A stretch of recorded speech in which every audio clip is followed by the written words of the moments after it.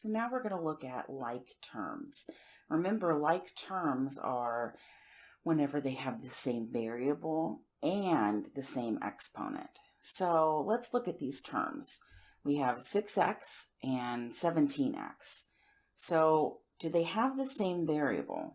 Well, the variable on this one is x and the variable on this one is x, so they do. What about the same exponent? Well, there's no exponent here, you may think. But remember, just kind of like, I'm going to erase this over here so we have room, kind of like how we talked about how x is written, we assume it to be 1x, but we don't write it that way. If we just have x, we assume that the exponent is 1. So it's kind of weird, isn't it? So whenever we see x, we assume that there's a 1 here and a 1 there. So it's kind of strange, but it helps you over time. You don't have to write so much. So if we see an x by itself or a y by itself or a z or any other letter by itself, we assume its exponent to be 1. All right. So, do these two terms have the same exponent? Well, this one has an exponent of 1, and this one has an exponent of 1. So they have the same exponent. So if they have the same variable and the same exponent, are they like terms? Yes. Both of these have to be right in order to be a like term. So this one, we have a 2x squared and an x squared. Well, what are the variables here? This variable is an x, and this variable is an x. So are they the same variable? Yes. What about the same exponent? Well, this variable has an exponent of 2, and this variable has an exponent of 2. So it's also the same, like. So if they have the same exponent and they have the same variable, then they are like terms. Wow, this one looks really different, doesn't it? We've got a coefficient of 1/5, a y, and the variable is a 5. And here we have the coefficient is a 3, a variable, and the exponent is a 5. So what are the variables here? Well, this one's variable is y, and this one's variable is y. So they're the same. Now, what about the same exponent? Well, this term's exponent is 5, and this term's exponent is 5, so they have the same exponent. So are they like terms? This one's the same, and this one's the same? So they are. Very good. Now, what about this one? We have an x and an x cubed. So what's the variable for this one? That one's a little bit easier. We know that it's an x. And the variable for this one is also an x. Okay, so we have the same variable. Now, what's the exponent on this? Remember, we assume it to be 1 because it's not there. So this variable is 1. I'm sorry, the variable is x. The exponent is 1. And over here, you've got this variable is x, but the exponent is 3. 1 and 3 are not alike. They do not have the same exponent, so they cannot be like terms. And this may seem silly, but this is very important in algebra. You'll use this all the time. Now, what about this one? We've got 3y squared and a 3y. So here, what's the variable? We got a y, okay? So that's good. And over here we have a y. Okay, so we have the same variable. Now, what's the exponent on this first one? It's squared. And the exponent on this one is to the 1. So they are not the same. They do not have the same exponent. This one is a 2 and that one's a 1. So are they like terms? No, they are not.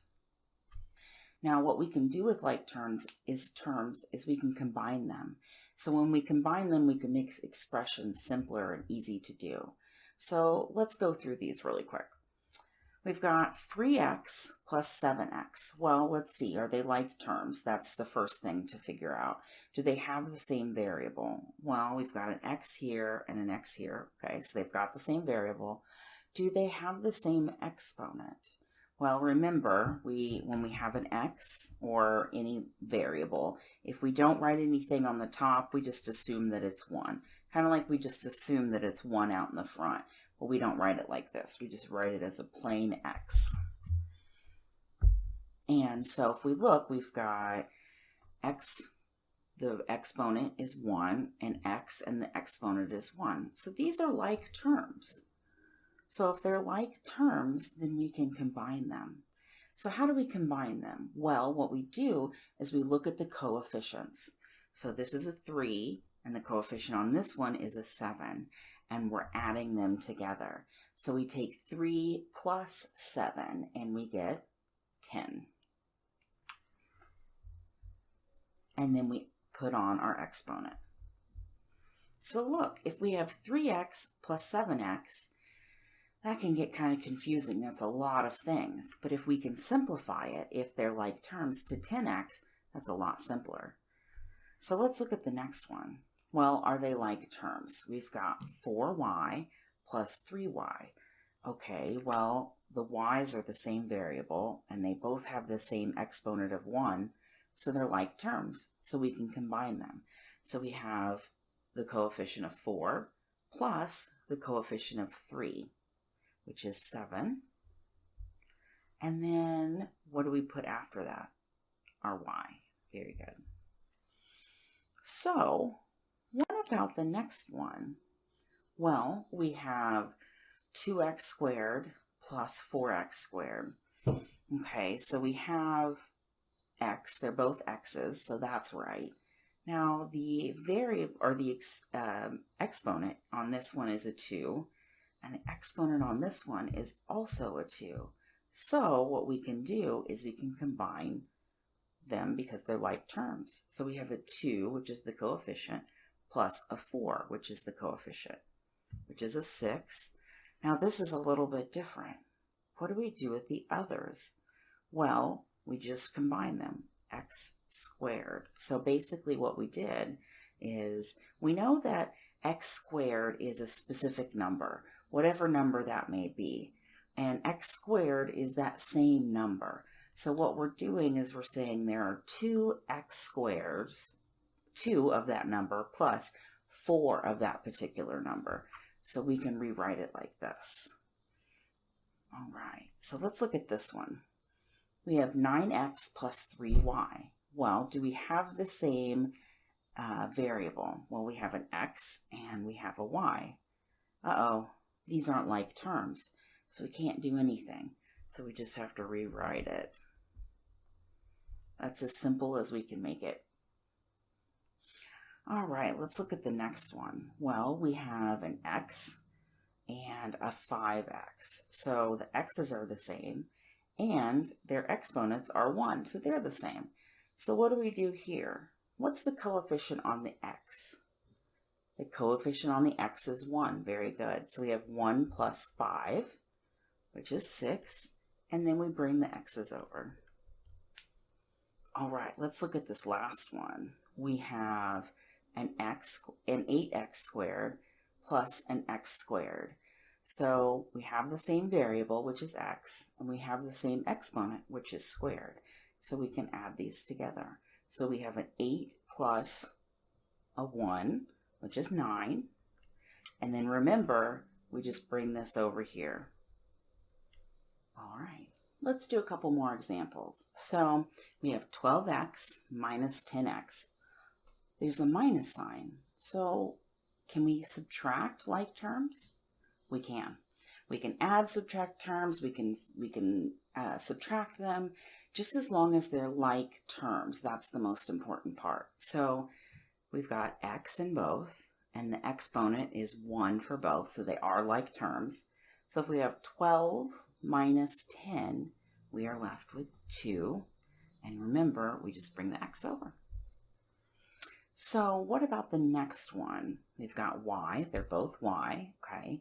and the exponent is both 1. Okay, so they are like terms. So we have 4 minus 3. Well, that gives us a 1 and then a y. But wait, remember, we don't write it like this, right? Because we just write y. That's the proper way to write it. All right, so let's look at the next one. We have both y's, okay, so they're the same variable, and the exponents are both 1, okay, so they are like terms. So we have 2 minus 4. Well, if you have 2 of something and somebody takes away 4, then you're left with a negative 2. Well, can that happen? Yes. Because they're like terms, we can do anything to them that we need to. And we're just going to bring over our y. So it's okay that this term is negative because they are like terms. When we combine them, it's kind of interesting. When we combine them, it becomes negative. And I say combine by not necessarily that we're adding them together, but that we're kind of taking this and squishing them together. We're making it more simple. So when we simplify it, it's a negative number. So if we look at this one, we've got x's. X's are the same, and their exponent is 1, so those are the same. So we have 3 minus 6x, and we have another situation here where it's going to be a negative. So we have a negative 3, and then our x. Now this last one looks very confusing, because look, we have 3 terms here. We have this term, plus this term, plus this term. So let's see, are there any terms in here that are the same? Well, we have that are like terms, not that they're the same terms, but that they're like terms. So we have an x here, and we have an x here. So what if we just kind of cover that up for a second? And we look, we have, so the x's are the same, and their exponent are both 1.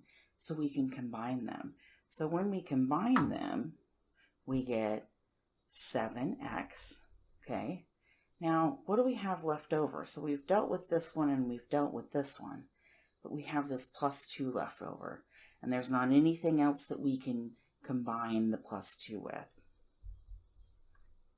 So we've dealt with all 3, but we've taken something that's 3 terms and we've made it 2 terms. It's a lot more simple than this. This is easier to work with than this. So sometimes there are more than one set of like terms. So here we've got 4 terms. We've got 1, 2, 3, 4. So let's see. We want to make sure that we go through each term at a time. So we've got, let's look at the ones with variables. We've got 13x and we've got a negative 3x. So the variables are the same and their exponents are the same. So we can combine those. So we can take, let's rewrite it, make it a little bit simpler. 13x, and then we can put these in any order that we want.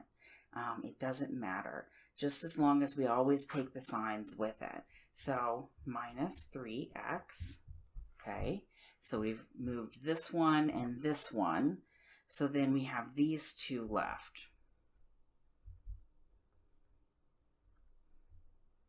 And I always think it's really important to kind of check them off as you go, because these can get really big and they can get complicated, and so you want to make sure that you don't leave one out because that would change everything. So now that the 2 like terms are next to each other, this makes it a little bit simpler. So if we have 13x minus 3x, so we have 13 minus 3, which is 10. And then we have a 2 plus a 5, which is 7. And look at this, we have 10x plus 7. This whole thing is the same thing as writing this, and this is so much easier to deal with than something like this. So let's try another one. And there can be a whole bunch of different like terms in there. You could have just several different terms and maybe only one of them is a like term, or a pair of them is a like term, or you could have 2 pairs or 3 pairs or 4 pairs. You just want to make sure that you go through each one individually. So what if we have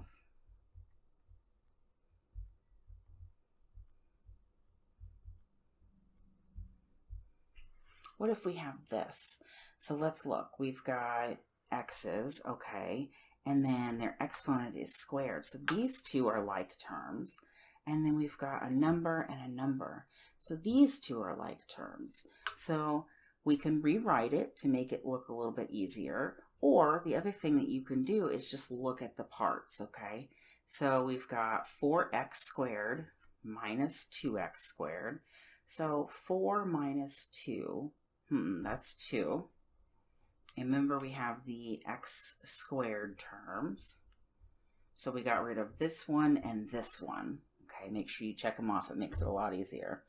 And then we have a 3 minus a 2. Well, if we have 3 and we take away 2, that's going to give us 1. So this is much simpler than this. So just make sure, oh, and we got to tick those off to make sure that we did them. So we did every part in there, every term. All right. And this makes it a lot easier to deal with.